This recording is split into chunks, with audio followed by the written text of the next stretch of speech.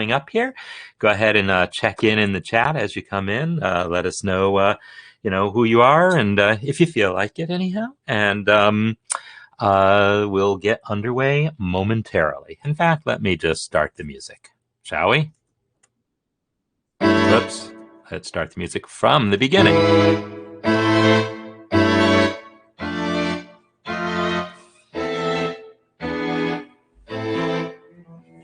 All right, everyone, this is Marc Sabatella from Mastering MuseScore, and this is the Music Masterclass, today, June 16th.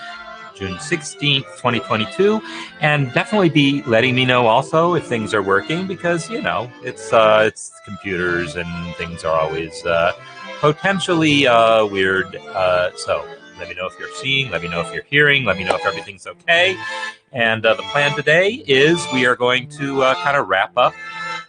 We did mostly wrapping up last time, talking about the competition we just had. Trevor, glad you were able to make it, because I'll be bringing you on shortly. And what I want to do, we didn't really get to talk. Sound a little glitchy? Okay, that's good to know. It sounds fine on my end, and I know sometimes I have a problem that I thought I solved earlier today, but I guess we'll find out if it's how it is in general. It's no. You are absolutely right. I did not. I need to redo this other thing. So thank you. Give me a moment. Boom, boom. My special boom, boom. That's what I need to do. And then change the sound. Now the sound should be better. Volume level might be different. Volume. Okay, so Trevor says your outgoing chat messages aren't appearing, and that's odd. One thing I will see, a couple of people are saying that about not seeing your own chats. That's interesting. I find that sometimes I have to scroll the chat window manually. So anyhow, let me just run that music for a second again and see if it's any better. I'm going to guess that this is better than it was before, especially while I'm talking over it. So that's the change that I just made. So okay. So there you go.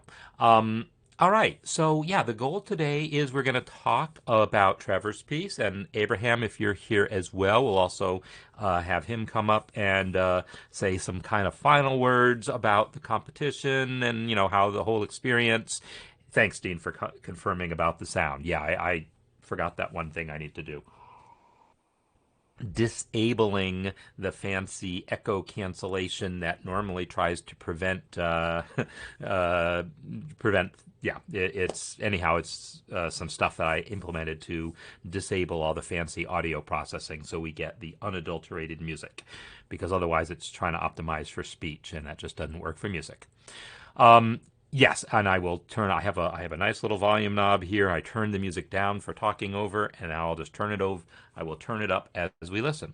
Okay, so this is what I'm going to do. I'm going to open Trevor's score, and we will talk about that. And as I said, if Abraham can join us later, also just to give some concluding thoughts, we'll talk about that. And then I'll maybe talk some about some ideas going forward. What we all might want to work on now that we're not working on this anymore. So, Trevor, I'm going to come over here and invite you to join us, which. I know sometimes people are busy, you're at work or something like that. But great. So, Trevor, you're joining us, and I'll give you a moment to get your sound there. I hear you. I see you. Beautiful. I see and hear you. Perfect. Okay. So, congratulations. Fantastic piece. Obviously, it's a popular selection. Lots of people love it, including myself. Thanks so much. So yeah, there's been a lot of talk in the community, about the piece in general, some things about it, but maybe not super specific about what your approach was and how you adapted it and things. So what would you want to tell us before we start our listening? I mean, my approach was basically to start with playing through the chord progressions at the piano and just kind of seeing what came to mind. Sorry, should I turn off my You should I mute myself?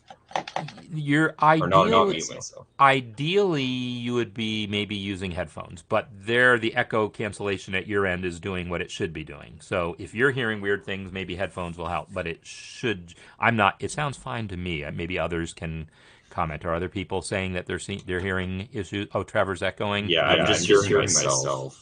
So You're hearing yourself, and actually, that shouldn't actually be the case. But let me just stop the screen share for a moment. That'll kill the echo, I think. So go ahead, and talk some more, and we'll find out if there's any echo. But I think maybe that was the source of the echo, although I can't be positive. Terrible echo. So yeah, could people... I can still hear myself talking about a second after I say things. Okay. Can you plug in some headphones? Yeah, I've got headphones on right now. Oh, you do? Yeah. And you're still getting echo. And okay, well in that case, let me think. Oh, ha ha ha ha ha ha. Okay, now try. Testing.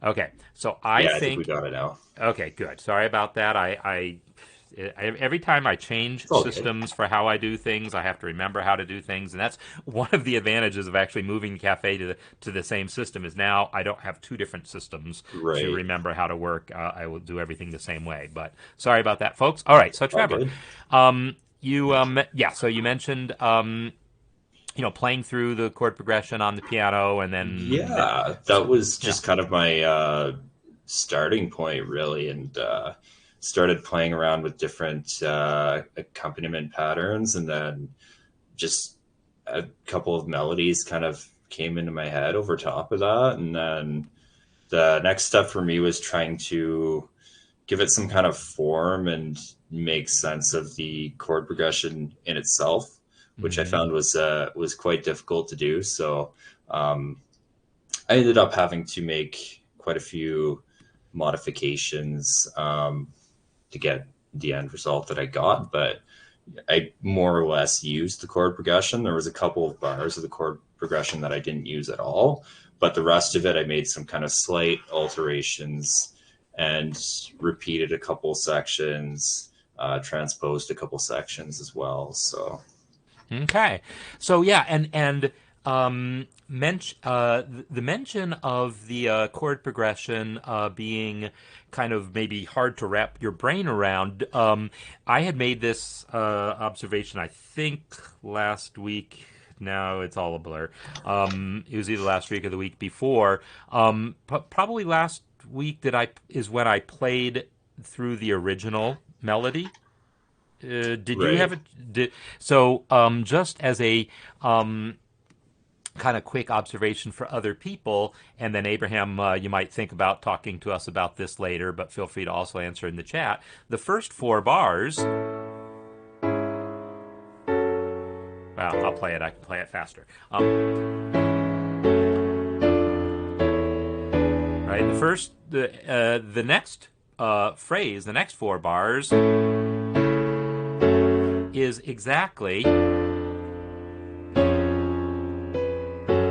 the exact same melody, but harmonized differently. Right. And so originally it was the same form, but now as you're trying to write your own melodies to it, now you're looking at this and seeing, oh, I've got these 2 totally different 4-bar phrases.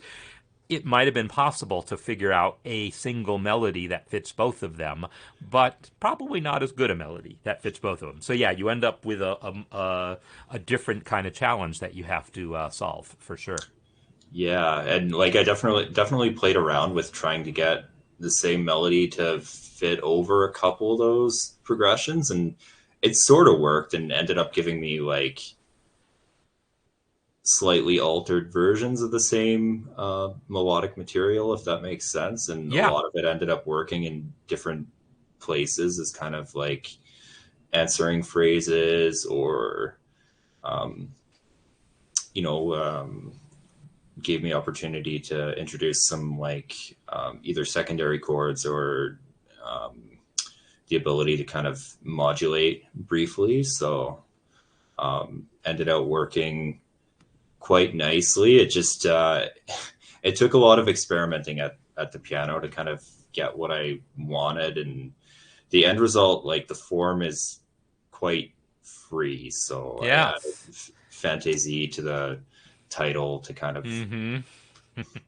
yeah, Yeah, because it's it doesn't. definitely in keeping with your established style of having these different big sections with big contrasts between them and different things going on, and then going into this totally different feel, right? The beginning feel with all the arpeggios and all, and then this more stately kind of feel here.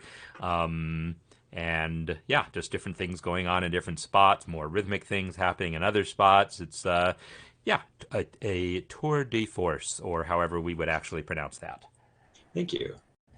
I see Graham's asking in the chat here how the chord progression kind of led me to the romantic slash Chopin kind of Mm-hmm. route. And honestly, that's just the type of repertoire that I love. So it Yeah, seemed like kind of a natural place for me to take it, and started playing around with those kind of arpeggiated accompaniments and such. So yeah. We have there's a saying that you may have heard me use, other people probably have, that says, when your only tool is a hammer, all problems look like nails. And I have a jazz hammer, and yeah, so you give me a chord progression, and I'll make it sound like jazz. You've got yourself a Chopin hammer, or a Liszt hammer. Yeah, yeah, yeah. so that's so anything I want to play. We've played it before, and I want to play it again. So what all the talking here is associated with the actual music. Anything you want to talk about regarding like the all the sections, and whether, like, should we be expecting, for instance, this section here to be a repetition of the original chord progression, or is it a particular part of the chord progression that got put Ah, into there? yeah, for sure. That's a great question. I've actually, so I have here a sheet with the just the chord progression on it, and I Uh made a huh. whole bunch of notes and marked kind of where I used which measures, just so I could kind of remember. I couldn't 100% remember what I did at the time, but Mm-hmm.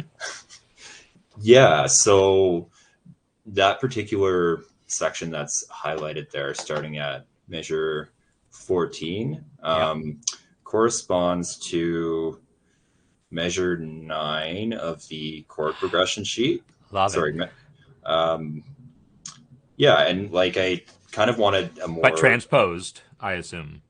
yeah, not really transposed. I Oh. just wanted a kind of more minor sound. So Ah, okay. I really, see. So I that's just, that's the E minor there. That yeah, I was just the E switched to an E major. minor. Yeah, actually, you can see my Ah. invisible notes there, so that's actually Oh super yeah, look at handy. that. Look at Um, that. yeah, I just made those invisible so they wouldn't show up on Huh. Yeah. musescore.com, but Very cool. wasn't sure if either yourself or Abraham wanted to see those. So yeah, those basically explain what I did. Nice. Yeah, Okay. Well, very cool. Um yeah, any other thoughts to share before we play some music? sure. Yeah, just maybe a little bit more about the excuse me, the influences that made it in there. So I definitely love Chopin, but that middle section there that starts at measure 14, immediately after, so I mostly kind of improvised that at the piano. It felt very like Wagner to me, almost like it Hmm. felt very operatic, and hence those little notes and markings in the score in Italian. um, Gotcha. Schumann was coming to me for what it's worth. Oh, okay. And I was for certain parts of the piece specifically inspired by Schumann's Fantasie for piano, like the way he has certain sections kind of flow in and out. So that was another inspiration. And then also Scriabin, one of my favorite composers. Nice. Yeah. I don't really have too much else to add at the moment. Okay. All right. So, yeah, what I'm going to do is, so I'll recommend that you mute yourself while we're doing this, just to, For sure. avoid any sounds from that. I will do the same, and we'll just kind of enjoy the music, maybe say a couple other words, and then bring Abraham on. All right? Sounds good. All right. I'm going to come over here and mute myself, and I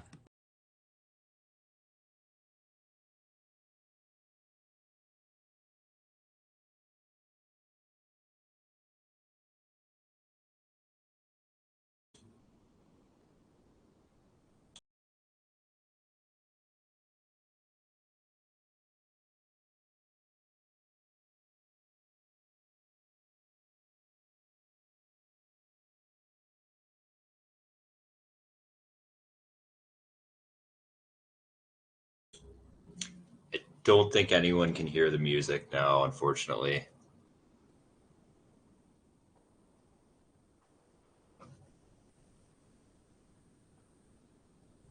all right. So instead of muting myself, I just mute my microphone.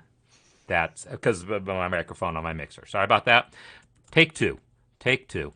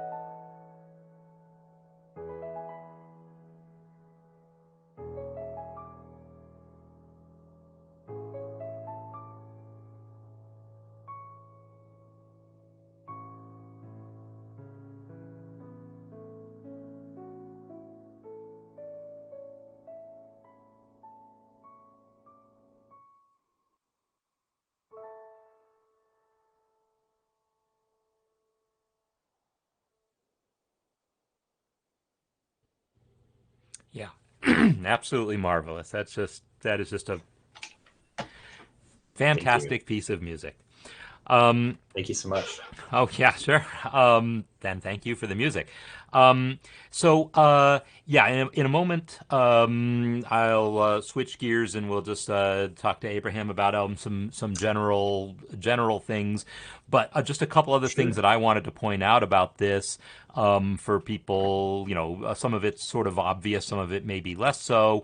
But like we were just talking about that E minor section at bar 14 here. And so this section here is based on, you said, bar 9 of the original. The Hmm. ending is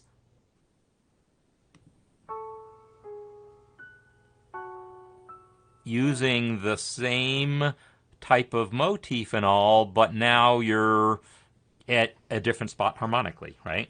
Yeah, so that bar there, 103, corresponds to measure 19 of the chord sheet, but somehow I was just able to get those same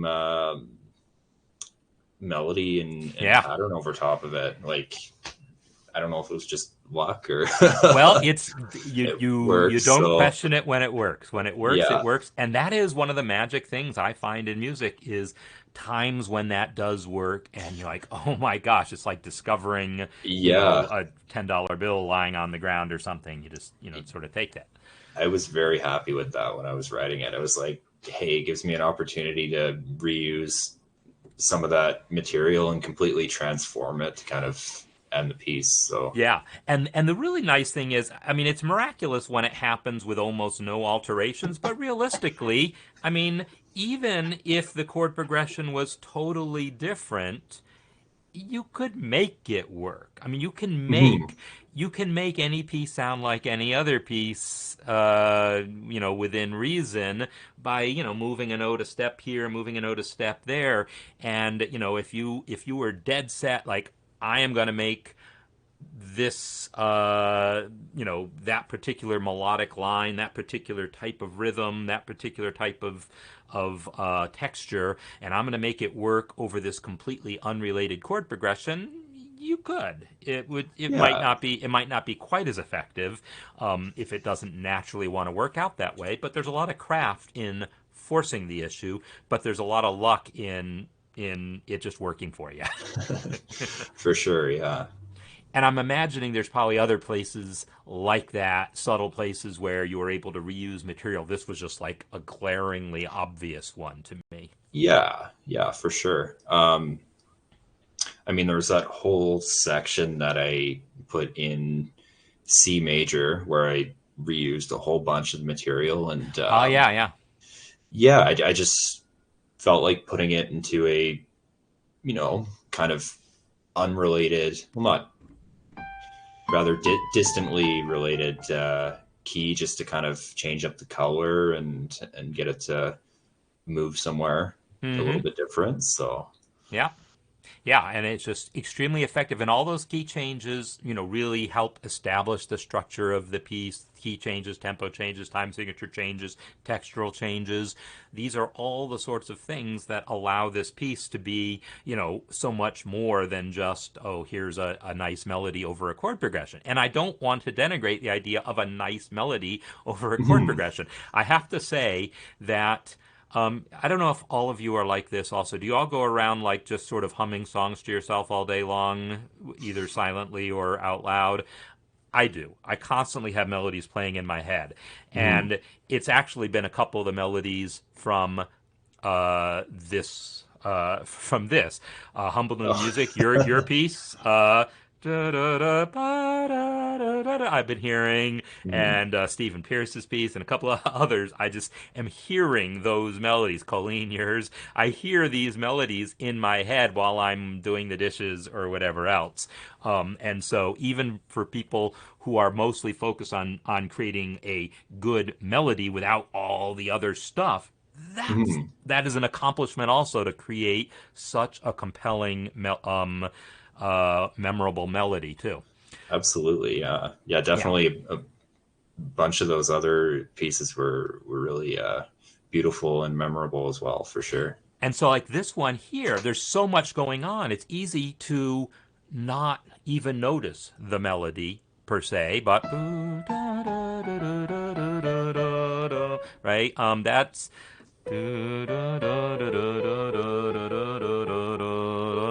I'm speeding it up, of course, but that is a lovely melody, as lovely as anything else that anyone else has put in there. It just has so Thank much you. else going on, also. But it is a gorgeous melody as well. And so for me, it just kind of ticks all those boxes. Okay. So, any concluding word? Actually, so I'll tell you what I want to do. I'm gonna bring on. I'll sign you off, Trevor, in a moment. Sure. Bring on Abraham, and if Abraham wants to talk to other people too, we can arrange that too. But before we Sounds at least good. temporarily put you off, any concluding thoughts you wanna leave us with?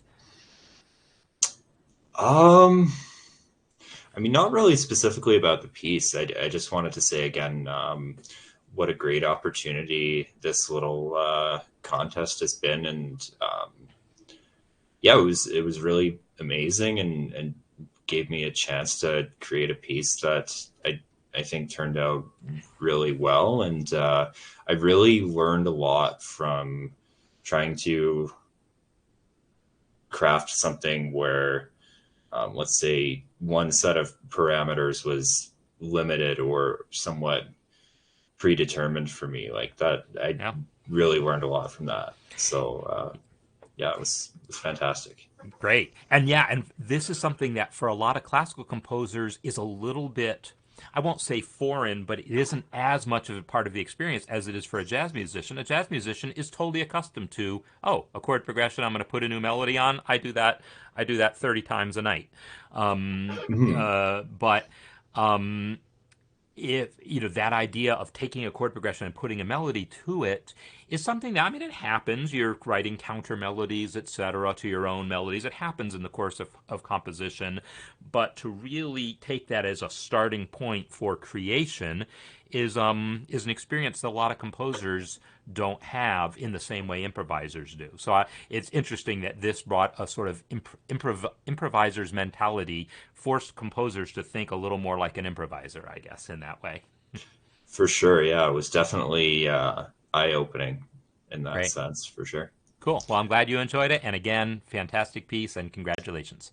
Thank you so much, and thank you also to everyone in the chat. Thank you so much for the kind words. All right. So I'm going to say goodbye to you in a second here and see if Abraham can join us. So thanks again. Alrighty, thanks so much, Mark. Okay. Did I say remove as co-host? There we go. Okay. So now I'm going to invite Abraham to join us and, give his perspective on everything here. Not just Trevor's piece, but all the pieces that were submitted, the whole process here. So hopefully you'll be joining us in a second here, and so supposedly, and you found it before, I know, Abraham, but supposedly you have a notification on your screen now saying that you've been invited to co-host, and you just need to click something. But I've never been on the receiving end of that, so I don't know what it looks like. So meanwhile, I'm going to talk to Dan's question here about creating a melody to go with lyrics or creating lyrics to go with a melody. Abraham's joining us, but I'm going to speak to that. I've done it both ways. I've also done what Joanne's talking about of writing them together. That's relatively rare for me. It rarely comes out together. I've taken existing melodies I've written and put lyrics to it, and I've taken existing lyrics and putting music to it. I find the latter to be more interesting to me, taking lyrics and putting music to it. I don't know why. I think if I've written music without lyrics, the lyrics often end up feeling like an afterthought to me, and but that's just me. But I do it. I've definitely put lyrics to existing music before, but for some reason it doesn't. Maybe because I'm not inherently a lyricist, And but so the challenge of putting lyrics to a melody doesn't appeal to me the way the challenge of putting music to lyrics appeals to me. So anyhow, those are some of my personal thoughts there. All right, Abraham, you're with us. Well, first of all, hello to everybody. First, can you hear me? Yes, I hear you. Yeah. And I feel extremely honored that so many people chose to participate in this contest. The way I came up with the idea is just popped into my head.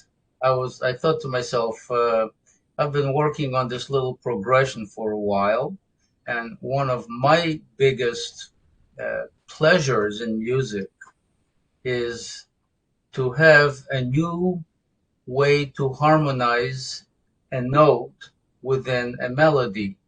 And it's like for me, it's like discovering a new flavor of chocolate, Really. There's dark chocolate, there's milk chocolate, there's all kinds of stuff in between. So I've been goofing around with this tune for a while now, and then I leave it alone for a while, and then I come back to it, and all of a sudden I hear a new chord in exactly that spot that I didn't hear it before. And one of the reasons that I write such density is because it, in and of itself, leads the ear to find different melodic lines that, if you play them together, harmonize very nicely. Does that make sense? It totally does, yeah, because it almost forces any chord progression that makes sense has multiple voice leading lines that work. Exactly. Yeah. So I wonder if there is someone out there that is savvy enough in computers that, let's say, will see the chord A, C sharp, E. So that gives you 3 notes to choose from, and then the next one is C sharp minor with the G in the bass. So that gives you C sharp, E, and G sharp. So that you can now have the melodies just kind of pick and choose. If there were a way to have a computer look at all the different chordal structures, and at random generate several melodies just based on the different combinations of melody directions that you can have from a given melody.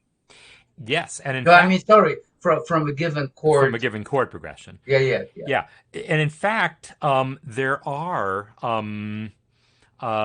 different programs out there that try to do that with, I would say, varying degrees of success. I haven't encountered any that I thought did a particularly compellingly great job of it, but there's definitely programs out there that try to do this. Well, better than programs with human beings. So I'm going to actually, just because it feels like it could be interesting, do the screen share where you can also be seeing my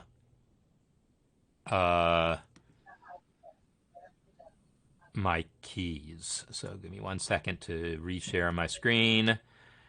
If I do this right, then let's see. Yeah, there we go. So, like for instance, what you were just talking about is this idea of going from an A chord, and I feel like the light's too bright on here, and okay, that's a little better. I got the A chord. The next chord, the C sharp with a G sharp in the bass, I mean, they connect just that smoothly, right? E is a common tone, exactly. C sharp's a common tone, A goes there.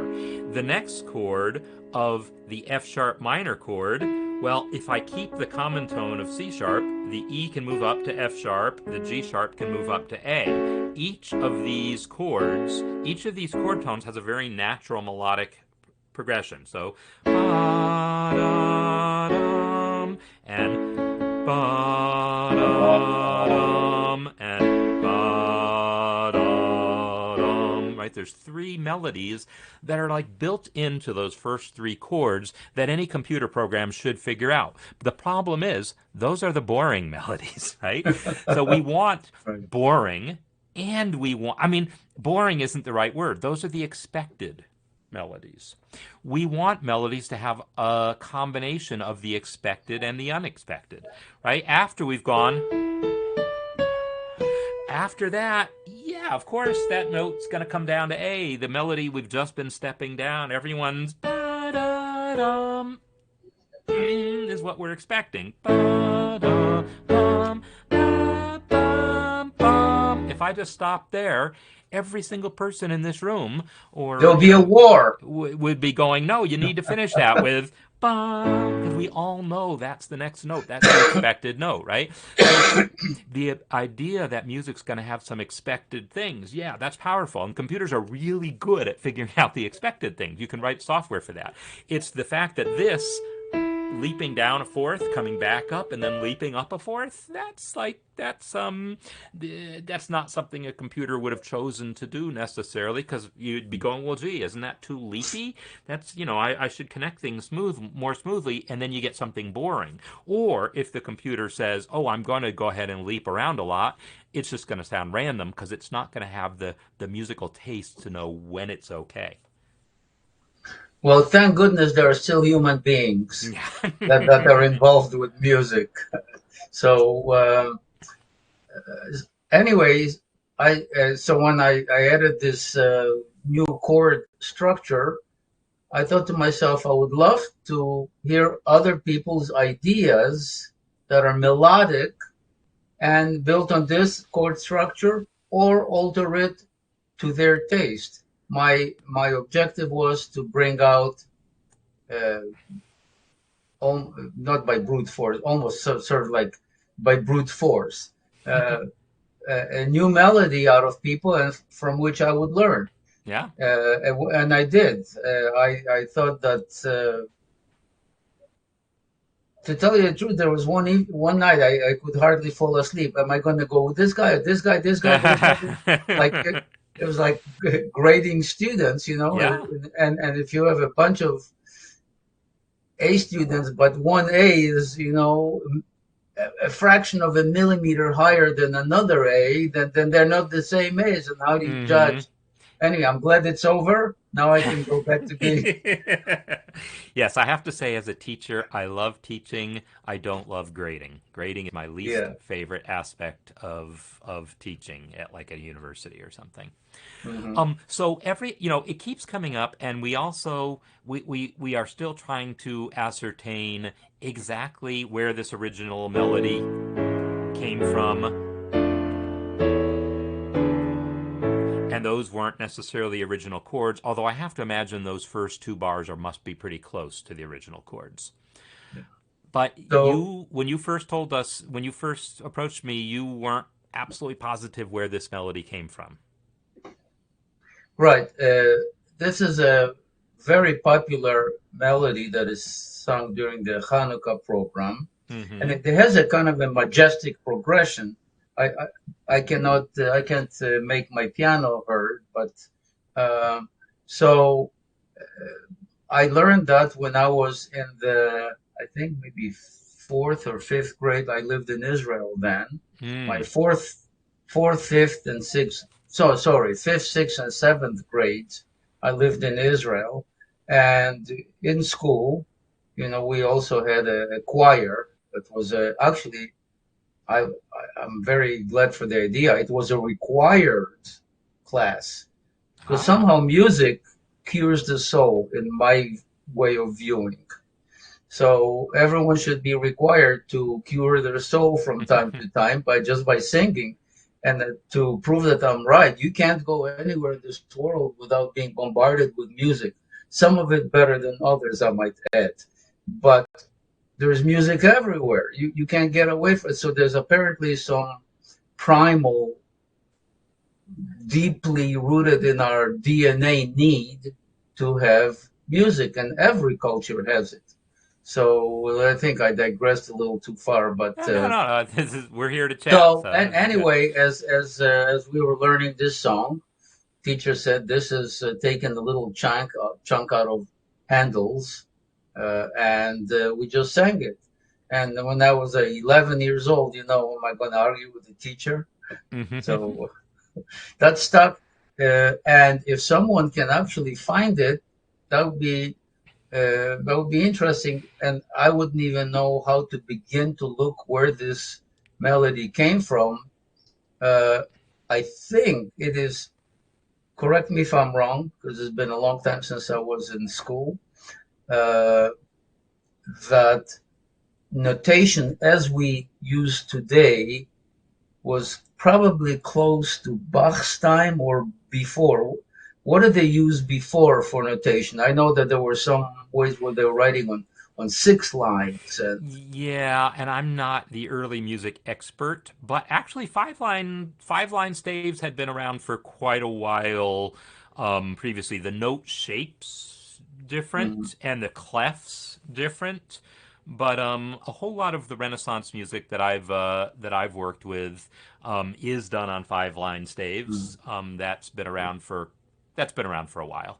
So we know it could be Bach or before, a little bit before Bach. So let's say it were an assignment where I had to find the root of this melody, even with the all-powerful internet that we have, I wouldn't even know where to start, but it's probably available somewhere. So yeah, so when a few, like at the very beginning of this, I played it very briefly. I didn't want to we talked about not sharing this too publicly because we didn't want people to be influenced by this melody, but I just played a brief snippet of it. And someone, I think it was William, if you're still here, William Halstead had said you recognized it also, or a couple people did, and I don't remember for sure. So a couple people had said you remembered it, and specifically remembered it from Hanukkah services. So I think that that memory is probably, I assume, accurate. But as for where specifically it came from, that's still a little mysterious. It has kind of a majestic feel to it, like it could be on a floating raft with candles and musicians, like it is water music, somebody advancing to the throne. There's a majesty that I hear in this melody. So yeah, and it's glorifying the Almighty. How strong is my Almighty rock? That's kind of it's a good translation. Okay. So there are online websites and software and databases that have large amounts of melodies entered into them, in which if you then enter your own snippet of a melody just by typing in the pitches, it can then attempt to match it against this database. And I'm going to try that later. I've never used any of them, but I remembered years ago that they existed, and I just did a quick little web search just now, and I found Melody Hound is a name I remember for a long time. So Melody Hound is definitely one that exists. There's also how would I describe it? It's a programming environment called Music 21. Anyone who's a programmer who works with music and wants to be able to do things, manipulating music using computer programs, Music 21 is an extension to the Python programming language that allows you to do things like, if you wanted to write a program to write melodies over a chord progression, Music 21 is how I would do that. And Music 21 has its own database of music, and so it would also be a pretty easy matter to write a program in Music 21 where you could enter a melody and it would search its database to try to match it against. I've just never tried to do these things, but I'm quite sure that that there is a way of identifying this melody. Well, maybe one of your students who has a B minus and wants to raise it to an A, given that assignment, and there'll be that little extra credit on the little pop quiz that a C minus popped out, and that student is not happy with it, I have done exactly that sort of thing in the past. So yeah, Uh-huh. but I think we're going to have an answer sooner than that. I think before the summers, because I don't have any students I need to grade until the fall. So I think I'm going to find the answer to this today. That's now my new challenge, Great. or at least make the attempt.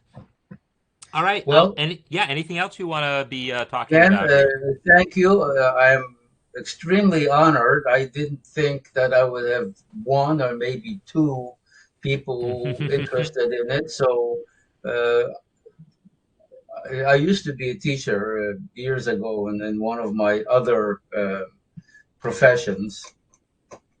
And one of my greatest joys as a teacher was to see the light go on in somebody's eyes, and there's a connection made in the brain that is unbreakable. In 20 years, they'll remember that very instant because it has that little zap to it, and it embeds itself permanently in the brain. So I am glad that a lot of people took the opportunity to stretch themselves, and I have to apologize to all those who did not win because it was so hard for me to judge, and Mark and I somehow came to an agreement. I mean, we thought exactly the same way, completely independently of each other. So it shows maybe that brain waves travel miles and miles and miles. We just don't know about it. But it's Yep. been a great pleasure, just a tremendous pleasure. Yeah, and it's been a And great thank you, pleasure for me everybody. as well. And thanks everyone, and thanks Abraham for starting this thing. And yeah, I'll contact you again after this, and we'll Absolutely. finish up Yes. the Yeah, discussion. All right. exactly. So Thank you. thanks. Goodbye to everyone. Okay. See ya. Bye. Okay, everyone. So, what I want to do here in the last few moments of the session here is, again, thank everyone for your participation and all the great music that got produced and the great conversation about music and all the little points of learning that we had along the way. Fantastic stuff. And yeah, I can definitely see doing some other sort of organized challenges like this going forward. You know, it's a blank canvas as far as how we do things here. I've got some ideas, and so there's some things that we're going to be dealing with. So I will say, over the next coming week, I don't have any particular, like, oh, I think everyone should be working on this, but I've got some ideas I'm kicking around in my head about, things we might want to all try to do together. And, maybe I'll do another, like when I did the jazz piano holiday course, and we all kind of worked on a project together, and I gave a lot of instruction. I want to do some more things like that. So I've got a lot of different ideas of things. Oh, Shazam. Yeah, I think Shazam is actually more about recordings because I think Shazam actually matches the actual audio.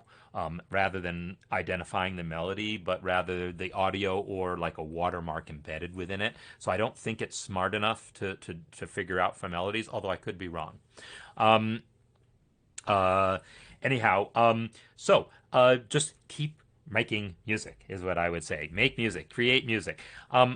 Just because I brought up the idea of um, that you have a song you're just sort of kicking around in your head.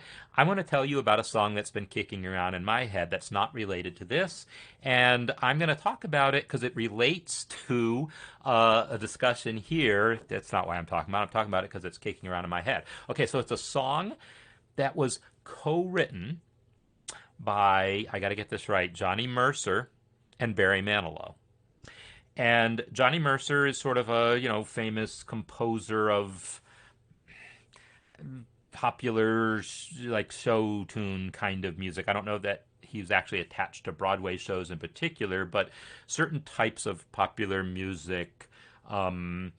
And he had written a lyric that he never put music to, oh, a bunch of lyrics that he never put music to, and he after he died, actually, his widow like years later, approached Barry Manilow and said, "Hey, Johnny was actually a fan of yours. I think they had a daughter named Mandy, and that was part of why."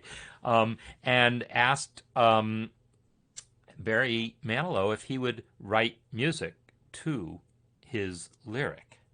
And the song that came out of this is called "When October Goes." And this is a song that's also been kicking around in my head for no good reason other than it just has been. I can't even remember how it came up, how it got there. Some discussion. I don't even remember. But I'm going to right now just attempt to pick it out. Okay, and I'm just gonna like talk through my process. I'm gonna think. So, see, I can't even remember how it begins. I remember bits and pieces of it. And if I'm going to try to learn a song by ear, I'm going to have to like maybe figure out bits and pieces, and then maybe by um, singing through it to the end, and then maybe hope that leads me back to the beginning. These are all tricks that I'm going to do. And so I'm not going to like learn the whole song in front of you, but I want to just talk through this process a little bit. And this idea of this ear training aspect, connecting what you hear to what you're actually going to create from it is what I'm talking about. But also that the lyric thing, the fact that there was the existing lyric that then had some music set to it. I'm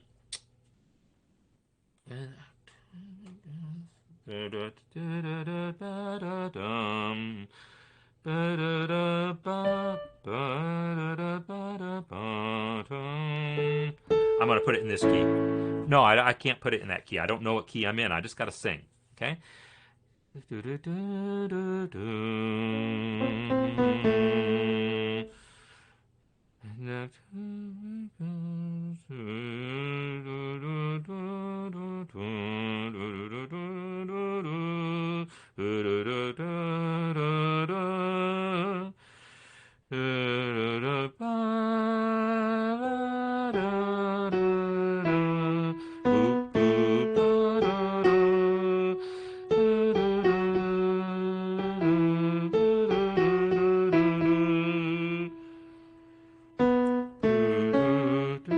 So anyhow, I'm plunking out the melody based on trying to sing it, finding these notes.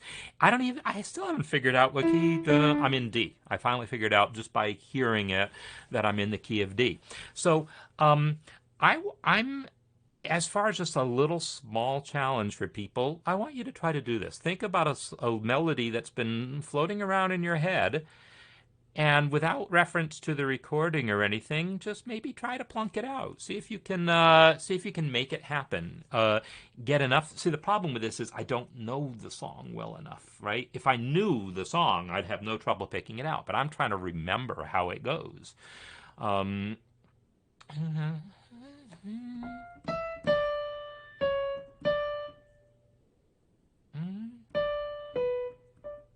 Yeah, I'm just finding little bits.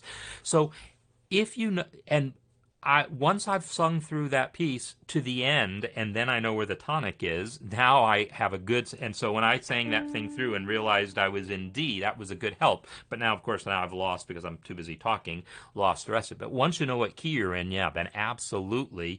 Once you've played enough of the melody to center yourself around a key, it becomes easier then to sort out the rest of the melody. So, anyhow, that's what I'm going to challenge people to do is take some song that's been floating around in your head, whether you learned it as a child or whatever, and just try to like get as much of it as you can down without any further reference than your own memory. And then if you must, go listen to a recording. But I'm going to try to avoid it. I'm going to figure out this song. So anyhow, that's just a little challenge I'll put out for you for the coming week, and then we'll think about what else we'll get doing. So that said, I'm going to play some music to go home with and conclude the session. So again, thanks to everyone who participated in this challenge. We got some great music out of it. And thanks again, everyone, for participating. So this has been Marc Sabatella with Mastering MuseScore, and this has been the Music Masterclass. We heard from Trevor Sabourin. I didn't ask how to pronounce the name, so I'll just say Sabourin, and you can correct me. And Abraham, and I also Ben-Ze'ev. I don't know how to pronounce people's names, and that's because I'm an American. What can I say? So everyone, thanks so much for all the music, and we'll just keep doing this, keep making music, keep posting it, and we'll keep finding things to talk about here in these sessions and all learn together. So thanks everyone, and see you next time.